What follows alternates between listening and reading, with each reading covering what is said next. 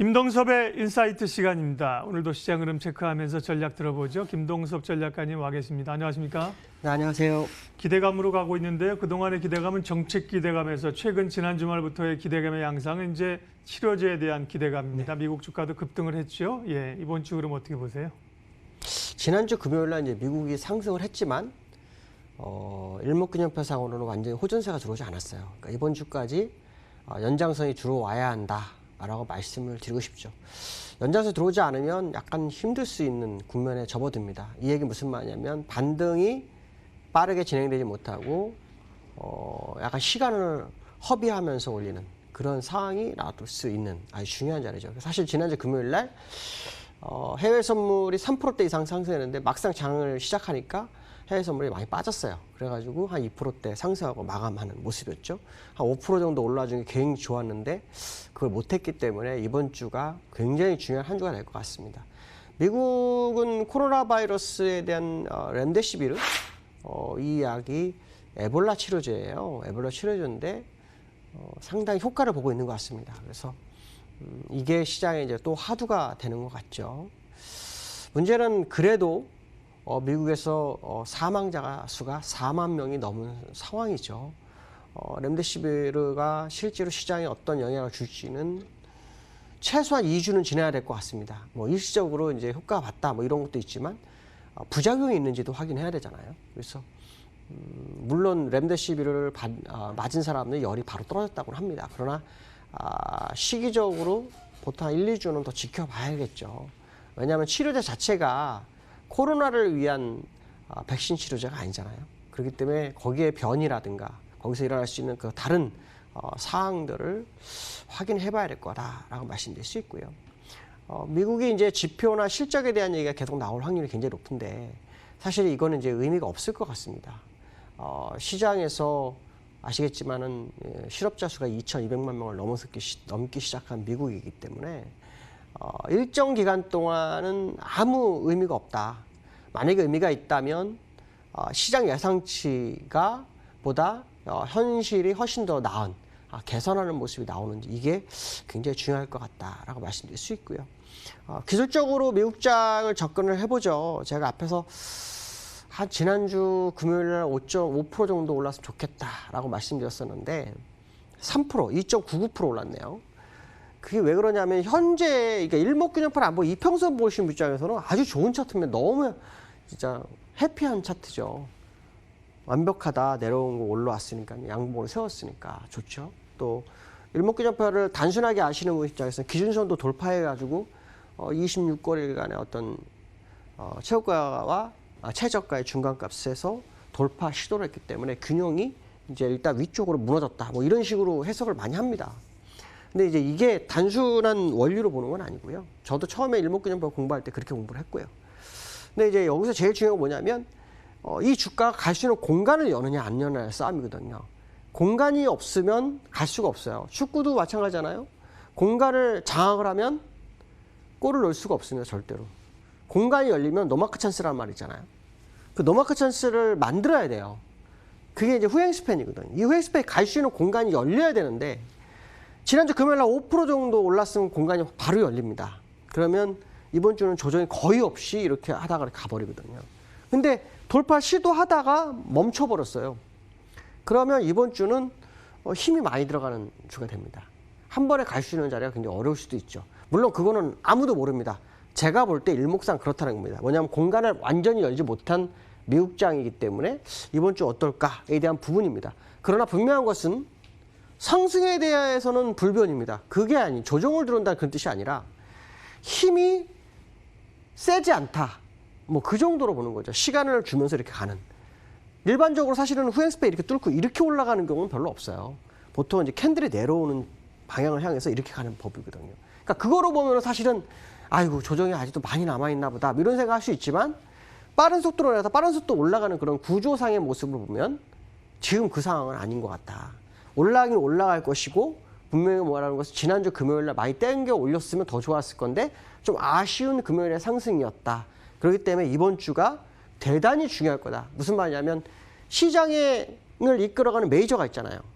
메이저의 힘을 확인하는 자리다라고 보시면 됩니다. 무슨 말이냐면 저항대에 걸려있는 후행 스팬을 그냥 쉽게 뚫고 갈 거지는 결국 매의지의 힘이거든요. 그 의지가 드러나는 한 주가 될 것이다. 그래서 지난주 금요일 날 완야 돌파해서 끝났으면 너무 쉽게 시장 대응하기 좋았는데 지금은 조금 부담스러운 건 사실입니다. 그러나 올라가는 건 맞을 거라고 판단하고 있고 이번 주는 메이저의 시장 의지가 아주 중요할 것 같다라는 해석을 해볼 수 있겠다 말씀드릴 수 있고요.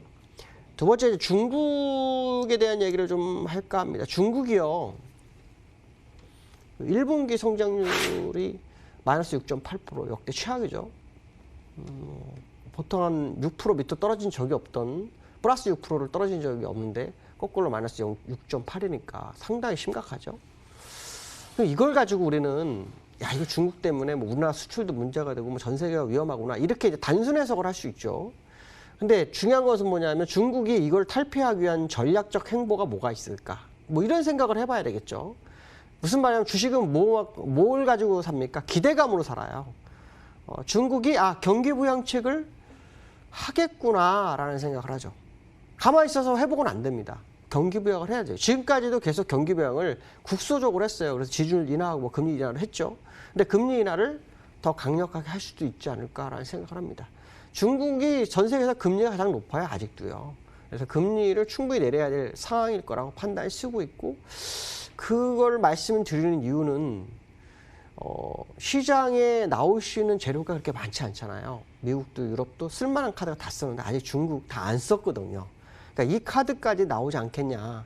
결국 시장이 돈으로 시장을 끌어올리는 모습이 나올 것이고 그 부양책이 나오는 시점에 우리나라도 역시 같이 움직일 소지가 있지 않겠나 이런 생각을 해봐야 될 것 같습니다. 그래서 역대 최악 성장률을 보인 게 결코 시장 현재 상황으로는 결코 나쁜 게 아닐 거다. 오히려 시장을 끌어올릴 수 있는 모멘텀이 중국에서부터 또 나올 수 있는 그런 상황일 것이다. 문제는 뭐냐면 시기적인 문제가 되죠.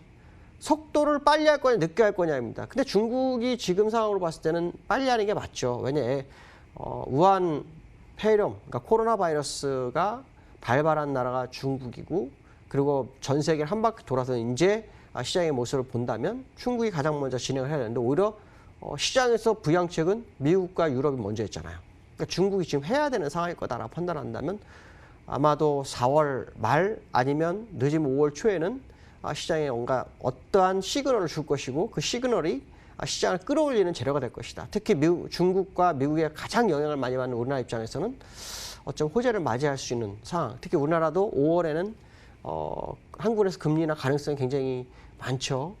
일반적으로 양적완화하는 것은 제로금리 때 하지 금리를 놔두고 양적하는 경우는 처음 봤습니다. 그렇기 때문에도 이 카드는 또 쓸 것이다 라는 해석을 해본다면 중국의 성장률이 최악인 게 우리나라한테도 어쩌면은 기회를 가져오는 그런 기회가 아닐까라는 생각을 해봐야 될 것 같고요. 기술적인 부분을 보면 참 재미납니다. 그 문제 같았던 뭐 우한 폐렴이 뭘 해도 이 추세선은 절대 깨질 않네요. 좀 확대해서 보여드릴게요. 네. 이렇게 보시면 이게 선을 그어하는데 이게 몇 년 전에 그어놓은 선이잖아요. 방송 보신 분 아시겠지만 아직도 깨질 않습니다. 거기서 양봉이 다시 출혈을 합니다. 양봉을 출혈한다는 이번에 양봉은 의미가 상당히 클 거죠. 이 양봉을 살려내기 위해서는 중국에서 부양책이 나와야 할 거다라는 부분이죠. 근데 이번에 올라가면 꽤 많이 올라갑니다. 예전에 제가 그런 얘기 했어요. 미국 차트하고 중국 차트하고 우리나라 차트가 너무 다르다. 어딘가에서 접점이 만들어질 거고 어디에 만날 것이다. 그때 출발할 거라 했는데 미국이 내려왔잖아요. 그럼 중국 이 자리는 이제 출발 자리가 맞다라는 거죠. 그 얘기는 무슨 말이냐면 지금 아직 반등이 다 안 끝났고 아직도 상승일 거다라는 해석을 해볼 수 있습니다. 쉬는 자리가 저는 아닐 거라고 봐요. 그러한 부분에 있어서 이제 외국인에 대해서 한번 얘기를 오늘 세 번째 얘기를 해보죠. 지난주 금요일 날 외국인이 3천억대 매수를 했죠. 근데 외국인들은요 한 번 사면 추세로 사요. 근데 30일 거래 만에 외국인이 들어왔는데 추세를 사는데 추세를 사기 전에 꼭 하는 행동이 있습니다. 샀다 팔았다를 반복을 며칠 합니다. 시장 간복이요. 그러나 중요한 것은 뭐냐면 풋에서 매도를 쳤고 선물은 매수를 했다는 거에 집중해야 됩니다. 무슨 말이냐면 결국은 진입을 할 거다. 결국은 진입을 할 건데 그 타이밍을 재고 있는 것 같다. 이렇게 해석하는 게 맞겠죠. 물론 뭐 외국인이 들어온다 해서 바로 주가가 다 가지는 않아요. 누를 수도 있죠. 그러나 지금까지 받쳐놨던 개인이라든가 기관들의 입장에서는 외국인이 들어왔을 때 굳이 누를 이유는 없죠. 오히려 외국인들이 샀을 때 시장을 같이 끌어올리는 전략이 필요할 거다라는 생각이 듭니다. 결국 지금 외국인들의 진입은 오늘 매도가 일부 나오고 있어요. 그렇지만 실제로는 시장을 끌어가는 건 상할 거라고 봐야 될 것 같고요. 그 수급적인 부분을 보시면 외국인들이 지금 현재 1,200억 정도 매도를 하고 있어요. 근데 의미가 없을 거다라고 봅니다. 물론 기관이 지금 3,300억 정도 매도를 하고 있습니다. 기관들의 행보가 좀 부담스럽긴 한데요. 외국인들은 들어오고자 하는 의지를 지난주 금요일 날 피력했다는 것을 꼭 확인하셔야 될 것 같고요. 지금 시장의 모습을 보면은 차트상으로 봤을 때 저는 왜 쉬지 않을 거냐 그 말씀을 드리냐면요. 주가가 급락을 했잖아요. 그러면 제가 지난번에 그 말씀을 드렸는데 일봉에서 한 번 더 급락이 나올 자리는 21선을 돌파 못했을 때 그렇기 때문에 21선 돌파를 했기 때문에 61선까지는 조호하러 갈 거다. 아마 그 얘기를 했을 거예요. 기억나시는지. 이거를 주봉에다 적용을 한번 해보시면 지금 코스피는 20주선에 갔나요? 라고 제가 질문을 여러분들 하고 싶어요. 안 갔어요. 20주선까지는 일단 가야 돼요. 20주선 값이 얼마입니까? 2040이에요. 그러니까 지금 단기적으로 1400대에서 막 올라오니까 이거 너무 많이 올랐어. 조정을 생각해. 뭐 이런 생각을 합니다. 기본적 투자가들 다 그래요. 근데 차트는 속이진 않습니다. 지금 차트의 모습은 5주선이 우상향을 틀었고요. 급락이 나오지 않으면 5주선은 계속 우상향을 틀게 돼 있어요. 2주 연속. 그게 무슨 말이냐면 5주선이 20주선과의 조우를 향해서 가는 거고 캔들도 거기를 향해서 가는 상황이에요. 그러니까 20주선이 급락하는 자리, 20주선이 이 자리잖아요. 여기 21선을 만드는 자리 하나가 빠져야 되는 자리 이 정도 된단 말이에요. 그러니까 아직도 시간이 많은 거예요. 20주선이 웬만해서는 빠지진 않아요. 그 얘기 무슨 말이냐면 20주선이 2040까지는 가야 거기쯤 됐을 때 사실은 이 조정이 들어올 거냐 말 거냐에 대한 고민을 하는 게 맞다. 그러니까 지금 상황에서 조정을 얘기한다는 건 저는 물론 그럴 수 있습니다. 단기적으로. 그러나 분명한 것은 그렇지 않을 것이다. 특히 일봉 상황으로 보시면요. 아직 60일선 오지도 않았어요. 제가 그때 말씀드렸지만 이렇게 옆으로 가면서 이 의문을 뚫는 거는요. 굉장히 아주 스탠다드한 형입니다. 상승에. 지금 이렇게 올라가다가 밀리지만 이거 의미가 없습니다. 제가 볼 때는 밀려도 다시 들어가는 국면. 결국에 가서는 지금 물량을 팔게끔 시장이 유도하는 정도일 것이다라는 해석을 하는 게 맞을 것 같다라고 말씀드릴 수 있을 것 같습니다. 오늘 여기까지 하겠습니다. 감사합니다. 예, 오늘도 김동섭의 인사이트 기존의 시각들을 다시 한번 확인을 해주셨습니다. 지수 확인하겠습니다. 코스피는 4포인트, 3.5포인트 하락으로 조금 눈치 보기 올랐다가 좀 밀리는 거고요. 코스닥도 한 1% 갔는데 상승폭이 조금 줄어들었습니다. 외국인 기관이 오늘은 함께 매도를 하고 있네요. 시장 공감텐 오늘 여기까지 하겠습니다. 오늘도 성공 투자하십시오. 고맙습니다.